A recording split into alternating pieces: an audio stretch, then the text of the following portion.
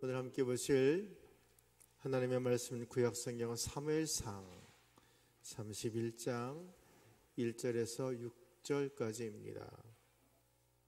461쪽에 있는 사무엘 31장 1절에서 6절까지 말씀을 한 절씩 교독으로 보겠습니다. 블레셋 사람들이 이스라엘을 치매 이스라엘 사람들이 블레셋 사람들 앞에서 도망하여 길보아 산에서 엎드려져 죽으니라.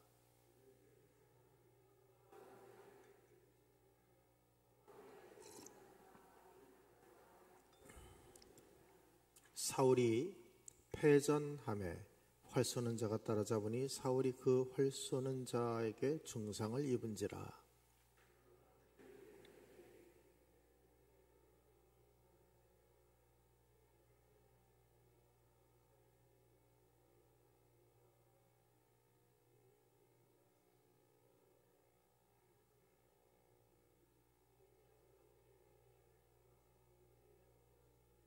무기를 든 자가 사울이 죽음을 보고 자기도 자기 칼에 엎드려져 그와 함께 죽으니라.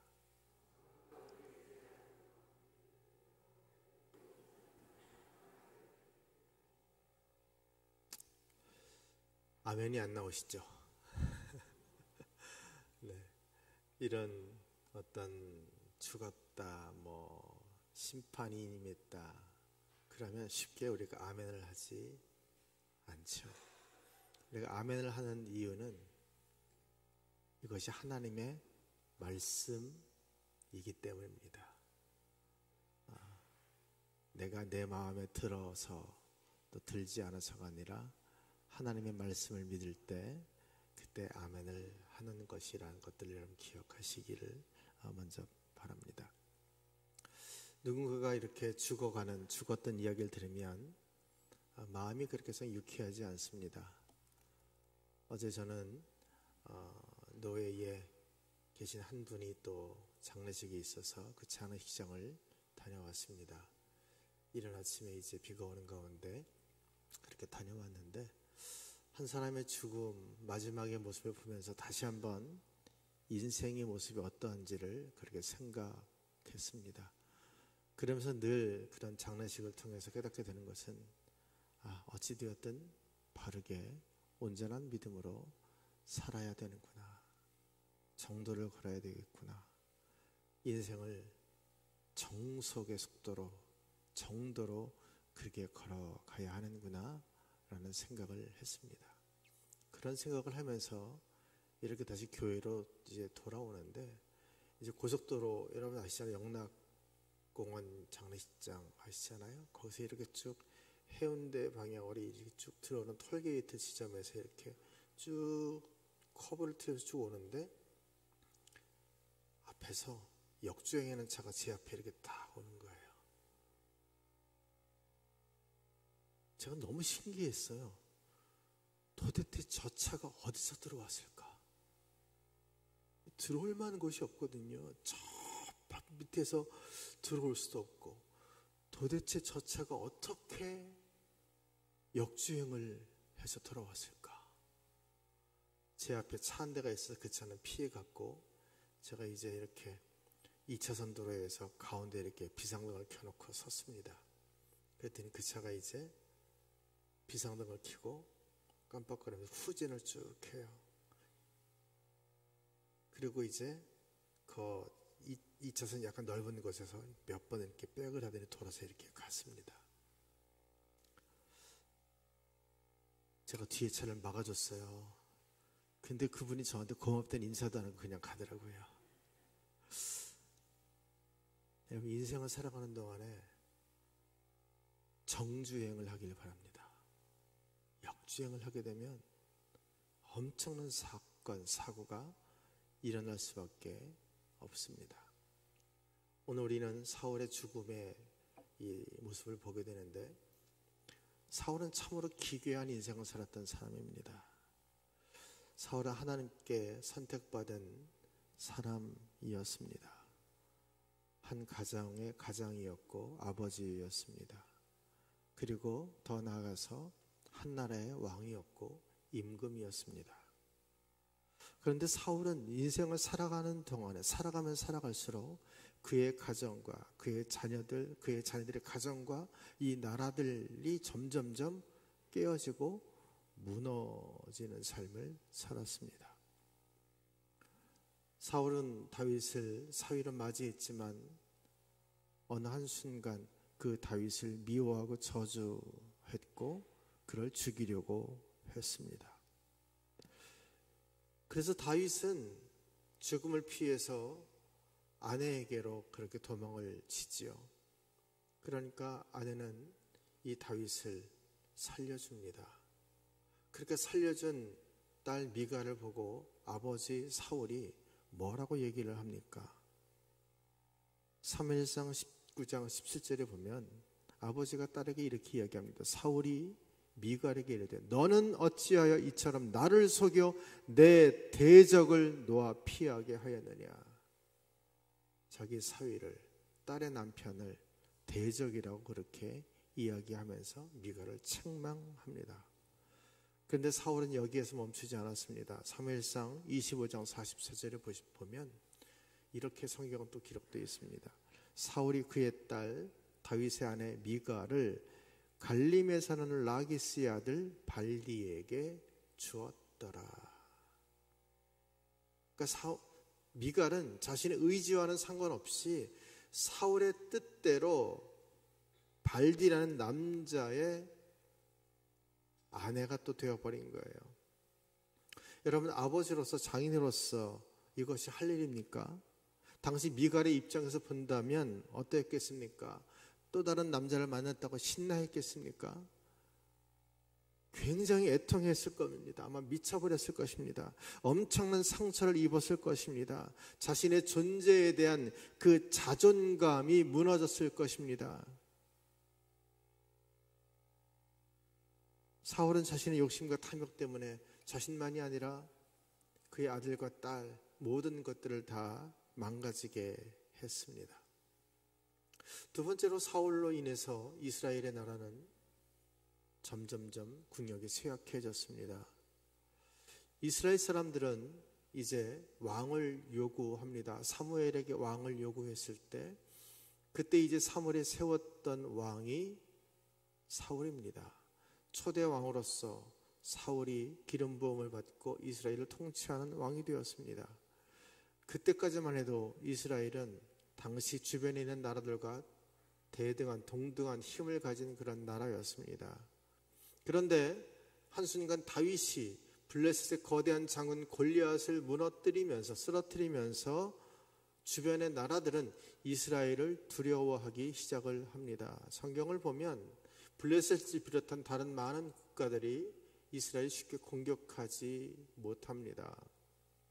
그리고 이스라엘은 그런 전쟁을 통해서 쉽게 무너지지 않을 뿐만이 아니라 오히려 더 전쟁에서 이기는 승리가 훨씬 더 많았습니다.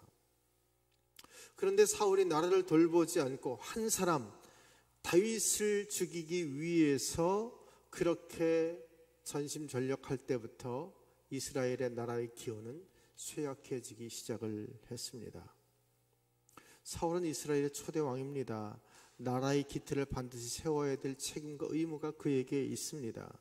그런데 나라를 강하게 세워야 될 그 책임과 의무를 그는 등한시하고 오직 한 사람, 자신의 사위였던 다윗을 죽이기 위해서 10수년 동안을 허비합니다. 마음이 딱 다른 데 가 있는데 나라가 온전히 세워질 수 있겠습니까? 여러분, 조선이 새로운 나라를 세웠을 때 태조 이성계로부터 세종 때까지의 왕들의 역사를 생각해 보십시오. 여러분, 태조는 이성계라는 이름을 가지고 있어요. 그러면 세종의 이름은 뭔지 아십니까? 궁금했어요. 저도 잘 몰랐었는데. 세종의 이름 아시는 분 계세요?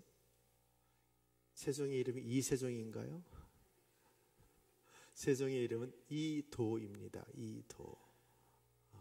세종대왕의 이름 본명은 이도라는 이름이에요.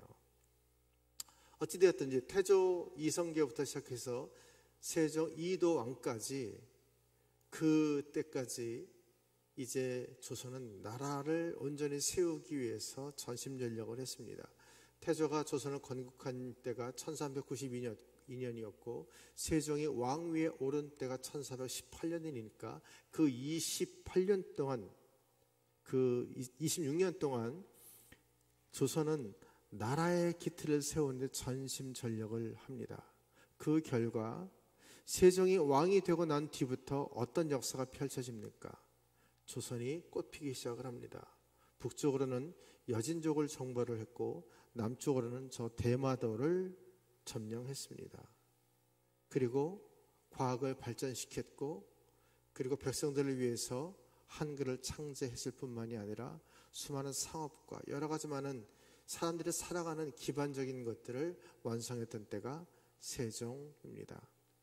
세종은 왕위에 32년 동안 있었습니다. 그 32년 동안 이 조선이라는 나라를 든든하게 세워갔던 왕이었습니다. 이제 다시 사울을 보십시오. 사울은 왕위에 사도행전에 보면 40년 동안 있었다라고 기록을 하고 있어요. 그런데 사울이 왕이 된 뒤에 이스라엘은 어땠습니까? 블레셋과 대등했던 그런 군경은 날이 가면 갈수록 점점점 약해졌습니다. 결국 오늘 본문을 보면 이렇게 성경은 기록하고 있습니다. 31장 1절에 보면 블레셋 사람들이 이스라엘 침해, 이스라엘 사람들이 블레셋 사람들 앞에서 도망하여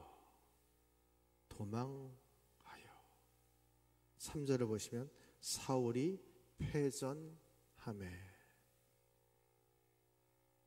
사울이 왕으로 있었던 이 긴 시간 동안 이스라엘은 점점점 국력이 쇠약해졌습니다. 블레셋의 공격으로 이 길보아 전투에서 자신만이 아니라 3명의 그 아들들이 다 죽어버립니다. 사울이 왕위에 있었던 이 40년이라는 시간은 세워짐의 시간이 아니라 무너짐의 시간이었습니다. 사울이 왕으로 있었던 이 40년의 시간은 절망의 시간이었고 어둠의 시간이었고 무질서의 시간이었던 것입니다. 강원교회 성도 여러분, 인생을 살아가시는 동안 여러분은 강건하게 세워지고 있으십니까? 여러분 안에, 여러분으로 말미암아서 다른 누군가가 일어날 수 있는 그 은혜가 여러분에게 있으십니까? 바라기는 우리가 드리는 이 예배를 통해서, 우리가 드리는 찬송과 기도를 통하여서 우리가 강건하게 세워지는 그 하나님의 은혜가 있기를 간절히 소망합니다. 그래서 살아가는 우리의 시간이 부활의 시간이요, 일어섬의 시간이 될 수 있어야 할 것입니다. 살아가면 살아갈수록 더 강건해지고, 살아가면 살아갈수록 또 하나님의 영광이 드러나고, 살아가면 살아갈수록 누군가 나를 보면서 기뻐할 수 있는 삶이 된다면 우리는 최고의 부자가 되지는 못할지라도 최고의 삶을 살아갈 수 있는 성공적인 하나님의 사람이 될 수 있지 않겠습니까? 그런 삶을 살기 위해서 우리는 오늘도 믿음으로 살아야 할 것입니다. 그런데 사울은 그렇게 살지 못했습니다. 그렇게 40년의 시간을 허비해버렸습니다. 그래서 블레셋과 이 길보아 전투에서 아주 비참하게 죽습니다. 오늘 본문 4절을 보면 블레셋에서 쏜 화살이 사울에게 맞춰서 사울은 중상을 입습니다. 더 이상 피할 것이 없었습니다. 도망칠 수가 없었습니다. 그에게 시간은 점점점 고통만 가져가는 시간이었습니다. 그래서 곁에 있던 이스라엘 병사에게 내가 할례받지 못한 자에게 배임을 받아서 모욕적인 죽음을 당하느니 차라리 네가 나를 베어서 나를 죽여라, 그렇게 이야기를 합니다. 그런데 이스라엘 병사가 두려워서 그렇게 하지 않습니다. 그때 어떻게 합니까? 칼을 세워놓고 스스로 그 칼 위에 엎드려져서 죽어버립니다. 인간적으로 보면 장엄한 죽음을 맞이하는 것처럼 보입니다. 그가 했던 말, 이 할례받지 못한 자들에게 죽임을 받아서 모욕을 당하는 것보다 마치 신앙인 것처럼 보입니다. 그런데 사울은 그렇게 하지, 그런 사람이 아닙니다. 그는 비참한 죽음을 맞이한 그의 시작은 선택된 왕으로서 시작이 되었지만 그의 마지막은 버림받은 왕으로서 그렇게 비참하게 죽어버렸습니다. 왕에 있던 그 기간 동안에 한 사람 다윗을 죽이기 위해서 쫓아다녔던 어리석은 왕이었, 그가 바로 사울이었던 것입니다. 만약에 여러분들이 이 사울의 묘비명을 쓴다고 한다면 뭐라고 쓰시겠습니까? 그런데 참 재미있는 것은 사울이 스스로 자신의 존재에 대해서 말했던 것이 있습니다. 사무엘상 26장 21절을 보시면 사울이 이렇게 이야기합니다. 우리 같이 읽어볼까요? 시작. 사울이 이르되 내가 범죄하였도다. 내 아들 다윗아 돌아오라. 내가 오늘 내 생명을 귀하게 여겼은즉 내가 다시는 너를 해하려 하지 아니하리라.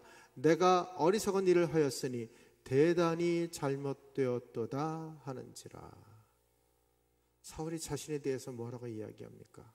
첫째는 내가 범죄했다. 내가 범죄했다. 둘째는 내가 어리석은 자 같았다. 내가 어리석은 자 같았다. 셋째는 대단히 잘못되었도다. 대단히 잘못되었도다. 그는 오래전에 스스로 하나님을 떠난 죄인이었다라고, 범죄했다라고 고백을 했고 어리석은 인생을 살았다라고 다윗 앞에서 고백을 했습니다. 그리고 결국 그 자신의 모습을 돌아보니까 잘못되어도 너무 잘못되었다라고 그렇게 고백했습니다. 사울은 탐욕을 위해서 무너짐을 향해서 달려간 인생이었습니다. 결국 그것이 그를 비참한 마지막의 모습을 보여주는 원인이 되었습니다. 만약에 여러분들이 마지막 숨을 멈추게 된다면 여러분은 여러분의 묘비명에 뭐라고 기록하기를 원하십니까? 다른 사람들은 내 묘비명에 뭐라고 기록을 하고 나를 어떤 사람으로 기억을 할까요? 간절히 바라기는 하나님과 사람에게 사랑받고 인정받았던 믿음의 사람으로 기억될 수 있는 여러분들이 되기를 간절히 바랍니다. 그러면 그렇게 살아가기 위해서 우리는 어떻게 해야 될까요? 잠언 4장을 보면 이렇게 성경은 말씀하고 있습니다. 4장 23절 말씀 우리 같이 한번 더 읽어봅니다. 시작. 모든 지킬 만한 것 중에 더욱 내 마음을 지키라. 생명의 근원이 이에서 남이니라. 하나님은 우리의 마음을 지키라고 했습니다. 모든 지킬 만한 것들이 있는데 그 중에서 내 마음을 지키라고 했습니다. 왜냐하면 삶의 근본이, 시작이 거기에서 나오기 때문이라고 했습니다. 여러분, 사울이 실패한 이유는, 그가 무너진 이유는 그의 마음을 지키지 못했기 때문입니다. 생각해 보십시오. 전쟁을 하고 승리하고 돌아온 뒤에 여인들이 했던 말, 사울은 천천히요, 다윗은 만만이라는 이 말 때문에 그의 마음은 도구로, 저주로 채워지게 되었습니다. 사울의 마음은 흔들렸고 무질서해졌고 혼란스러워졌습니다. 어느 순간 하나님을 떠나고 세상의 것들로 물들어 버렸습니다. 반면에 사울이 평생토록 지키려고 했던 것들이 있습니다. 그것은 눈에 보이는 자신의 외면이었습니다. 왕의 명예를 강하게 하기 위해서 다윗을 칭찬하는 소리를 들었을 때에 그가 취한 결정은 다윗을 죽여 없애버리는 것이었습니다. 왕의 자존심을 지키기 위해서 사무엘의 영적인 권위를 무너뜨리고 스스로 제사장이 되어서 제사를, 번제를 지낸 사람이 사울이었습니다. 왕의 자리를 위해서 자식도 사위도 제사장도 죽여버렸던 잔혹한 사람입니다. 정작 지켜야 될 그의 마음, 자신의 마음은 지키지 못하고 그의 외면적인 것을 지키기 위해서 평생 살았던 사람이 사울이었다는 말입니다. 사랑하는 성도 여러분, 무엇보다도 여러분의 마음을 잘 지켜가시기를 바랍니다. 여러분의 마음에 질서가 잡히고, 그래서 온전해지는 그 은혜가 있어야 합니다. 그런데 성경은 거기에서 멈추지 말라고 말합니다. 로마서 12장 2절 말씀을 보시면 또 이렇게 우리에게 말씀하십니다. 너희는 이 세대를 본받지 말고 오직 마음을 새롭게 함으로 변화를 받아 하나님의 선하시고 기뻐하시고 온전하신 뜻이 무엇인지 분별하도록 하라. 오늘 이 시대를 돌아보십시오. 과거보다 복잡해졌습니다. 더 삭막해졌습니다. 더 유혹이 많은 시대입니다. 날마다 우리의 마음을 새롭게 하는 이유가 여기에 있습니다. 그 마음을 새롭게 함으로 하나님의 뜻이 무엇인지를 분별하시는 능력이 우리 가운데 있다는 것입니다. 혹시 잃어버린 마음이 있으십니까? 그 마음을 다시 되찾을 수 있기를 바랍니다. 무너진 마음이 있다면 다시 세워가십시오. 마음이 더러워졌다면 깨끗하게 청소하시고, 그래서 마음을 새롭게 하시는 예수 그리스도의 은혜로 말미암아 그 새롭게 변화되어가는 마음으로 하루하루를 매일매일을 살아가시기를 바랍니다. 미움이 지배하지 않도록, 질투가 지배하지 않도록 새롭게 하는 은혜가 있어야 합니다. 마음을 지키고 마음을 새롭게 할 때에 우리의 삶에는 향기가 나고, 너는 그리스도의 편지라고 말씀하셨던 것처럼 그리스도의 그 마음을 전할 수 있고 그것이 사랑의 열매가 되어서 많은 사람들을 살리는 역사를 이루며 살게 되는 것입니다.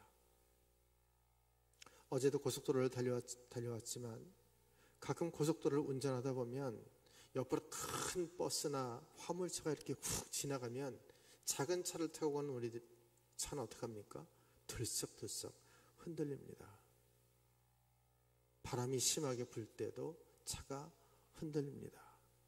그러면 순간적으로 당황합니다. 그러나 그 어떤 상황 속에서도 반드시 붙잡아야 될 것이 있습니다. 뭘까요? 운전대입니다. 밖에서 부는 바람 때문에 혹은 커다란 차 때문에 차가 흔들린다고 할지라도 반드시 놓치지 말아야 될 것은 운전대입니다. 아무리 차가 흔들려도 운전대를 꼭 잡고 있으면 비록 차가 흔들릴 수는 있을지 몰라도 그 차선에서 벗어나지 않고 안전하게 운행할 수 있습니다. 여러분, 우리가 살아가는 동안에 우리의 삶을 흔드는 외부적인 상황들이 굉장히 많습니다. 자녀의 문제, 부부간의 문제, 건강의 문제, 부모의 문제, 경제적인 문제, 사람과의 관계의 문제, 수많은 문제들이 우리를 흔들고 힘들게 만듭니다. 그때 반드시 붙잡고 있어야 될 것이 뭘까요? 잠언의 말씀에 의하면 우리의 마음입니다. 운전대를 붙잡는 것처럼 마음을 붙잡으십시오. 놓치지 마십시오. 우리의 마음이 인생의 운전대이기 때문이고 생명의 근원이 거기에서 나온다고 성경은 분명히 말씀하고 있기 때문입니다. 우리 눈에 보이는 것들은 보이지 않는 곳으로부터 나오기 마련입니다. 마음을 지켜야 되는 또 다른 이유는 마음으로 그린 것이 실제 삶에 드러나기 때문이죠. 그러므로 여러분의 마음에 살아계신 하나님의 말씀을 채워가십시오. 여러분의 인생에 내 인생을 붙잡아줄 그 한 말씀을 붙잡고 살아간다면 우리는 그 말씀 때문에 혼란 속에서도 승리하는 기쁨을 맛보게 될 것입니다. 그래서 성경은 마음을 지키는 자가 성을 지키는 자보다 더 위대하다라고 말씀하고 있습니다. 사울은 자신의 마음을 지키지 못했습니다. 그래서 가정도 자식도 나라도 다 위태롭게 만들어 버렸습니다. 결국 한날 한시에 자신을 비롯한 세 아들이 전쟁터에서 다 죽어버렸습니다. 비참한 인생의 마지막 모습, 그것은 내면을 지키지 못했던, 마음을 지키지 못했던 결과였습니다. 말씀을 정리합니다. 1994년 10월 21일 아침, 직장으로 출근하는 사람들이 많았었고 학교에 등교하는 학생들도 많았습니다. 저도 그날 학교에 등교하는 시간이었습니다. 갑자기 엄청난 사건이 일어났다는 뉴스가 떴습니다. 성수대교가 무너진 것입니다. 그곳은 제가 사는 곳에서 가까운 곳이었습니다. 그 무학여고 여학생들이 떨어져서 많이 죽었습니다. 부실공사와 부실 점검 때문에 저 성수대교 다리가 무너져 내린 것입니다. 여러분들이 보시는 저 화면, 하늘에서 찍은 사진이죠. 당시 김영삼 대통령은 대국민 사과를 하고 이런 일이 다시는 일어나지 않게 하겠다라고 국민들 앞에 약속을 했습니다. 그렇게 겨울이 지나가고 봄이 지나갔습니다. 여름이 시작되었던 1995년 6월 29일, 그때는 초저녁이었습니다. 사람들은 퇴근 준비를 하고 있었고 가정주부들은 저녁거리를 마련하기 위해서 마트 여러 군데를 갔습니다. 그때 서초동에 있었던 삼풍백화점이 무너져 내렸습니다.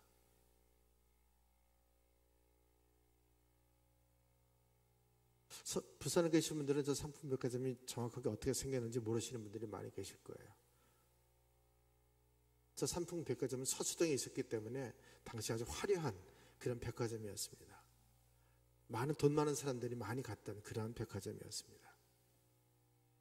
성수대교가 붕괴되고 난 뒤 240일 만에 다시 삼풍백화점이 붕괴된 것입니다. 공식적으로 502명이 건물에 깔려 죽었습니다. 937명이 다쳤습니다. 최악의 건물 붕괴 사건이었죠. 대통령은 참사가 나지 않겠다고 약속을 했지만 더 큰 사고가 일어났습니다. 왜 그랬을까요? 내면을 강화하지 않았기 때문에, 계속해서 보이는 외면을 생각했기 때문입니다. 거기서 끝났을까요? 이 사고가 일어난 지 2년 뒤인 1997년, 이번에는 대한민국이 무너졌습니다. 1997년 12월부터 1998년 1월까지 두 달 사이에 3천여 개의 기업이 도산했습니다. 실업률은 4.5%로 증가했습니다. 최악의 경제 위기가 찾아왔습니다. 뭘까요? IMF가 찾아온 것이죠. 왜 이런 결과가 일어났을까요? 내면을 강화하지 않았기 때문입니다. 성수대교가, 삼풍백화점이, IMF가 찾아온 것은 내면을 강화하지 않았기 때문이었던 것이죠. 이런 노래 제목이 있습니다. 화려한 날은 가고. 나이 드신 분들은 이 노래 제목을 들어보셨을 거예요. 화려한 날은 가고. 그런데 이 노래 제목을 곰곰이 생각을 해보니까 이 노래 제목에 삶의 비밀이 담겨져 있다는 것을 깨닫게 됩니다. 인생의 화려함은 다 지나갑니다. 여기 앉아 계신 연세 드신 분들 30년 전, 40년 전 얼마나 멋지셨습니까? 얼마나 예쁘셨습니까? 얼마나 아름다우셨습니까? 그런데 그 화려함이 10년, 20년, 30년 지나고 났더니 다 사라져버리고 머리도 다 휘어지고 머리도 빠지고 팔과 다리 힘도 빠지고 그렇게 우리가 살고 있지 않습니까? 인생의 화려함은 그렇게 다 지나가는 거예요. 눈에 보이는 것이 아름답고 화려해 보여도 보이지 않는 내면이 망가지면 한순간 다 무너질 수밖에 없다는 것을 세상의 노래도 우리에게 가르쳐주고 있습니다. 그래서 성경은 이렇게 말씀합니다. 고린도후서 4장 18절 말씀, 우리 같이 한번 읽어볼까요? 시작. 우리가 주목하는 것은 보이는 것이 아니요 보이지 않는 것이니 보이는 것은 잠깐이요 보이지 않는 것은 영원함이라. 베드로전서 3장 3절 말씀, 쉬운 성경으로 번역되어 있는 말씀도 한번 같이 볼까요? 같이 읽습니다. 시작. 화려한 옷이나 보석을 걸치거나 머리 치장을 한다고 여러분이 아름답게 보이는 것은 아닙니다. 나의 내면이 부패되는 순간부터 인생은 무너지기 시작하고 어느 순간이 되면 그렇게 무너져 사라져 버리게 됩니다. 그러나 나의 내면이 하나님과 조화를 이루고 살아간다면 아무리 밖에서 비바람이 몰아친다고 할지라도 나를 흔들어 버린다고 할지라도 우리는 결코 넘어지지 않습니다. 그것을 보여준 사람이 사울이었고 다윗이었습니다. 성도 여러분, 여러분의 인생의 시간들이 여러분의 내면과 여러분의 삶을 굳건하게 하는 하나님의 은혜의 시간이 되길 간절히 바랍니다. 하나님의 호흡에 여러분의 호흡을 맞추고 하나님의 발걸음에 여러분의 발걸음을 맞추고 하나님의 뜻에 여러분의 뜻을 맞춘다면 우리의 삶은 반드시 하나님이 주시는 은혜와 기쁨으로 충만하게 될 것입니다. 화려한 날은 다 지나갑니다. 우리 겉은 그렇게 다 사라져 버립니다. 그러나 우리 속에서 역사하시는 하나님의 은혜를 우리가 붙잡고 살아간다면 우리는 하나님이 기뻐하시는 하나님의 사람이 될 것이고 그 삶을 통해서 하나님의 영광 받으시고 우리의 인생의 끝자락에는 하나님의 사람이라는 그 아름다운 소리를 듣게 될 것입니다. 그 은혜가 여러분에게 임하기를 주님의 이름으로 축복합니다. 우리 함께